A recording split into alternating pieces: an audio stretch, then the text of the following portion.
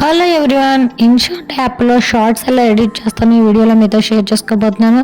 So friends, ముందు ఇన్షాట్లోకి వెళ్ళి new click చేసి వీడియోస్ని సెలెక్ట్ చేసుకోవాలి. తర్వాత వీడియోస్ ట్రాన్సిషన్ని మార్చుకోవాలి. మనకు ఒక వీడియో తర్వాత ఏ వీడియో ఎలా వస్తుందో మార్చుకోవాలి. ఆ నెక్స్ట్ వచ్చేసి వాల్యూమ్ తగ్గించుకోవాలి. వీడియోస్కున్న వాల్యూమ్ని అన్నిటికీ ఒకేసారి తగ్గించేసుకోవచ్చు.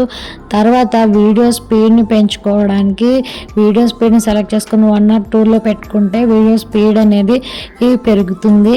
ఆ తర్వాత వచ్చేసి వీడియోకి మ్యూజిక్ యాడ్ చేసుకోవచ్చు. మనం ఎఫెక్ట్స్ అయినా పెట్టుకోవచ్చు, లేకపోతే వాయిస్ ఓవర్ అయినా ఇచ్చుకోవచ్చు. ఈ విధంగా ఎడిట్ చేశాక వీడియోని ఒకసారి మళ్ళీ రీచెక్ చేసుకొని ఎక్స్పోర్ట్ చేసుకుంటాను. ఈ విధంగా ఇన్షాట్లో షార్ట్స్ వీడియోస్ని ఎడిట్ చేస్తాను.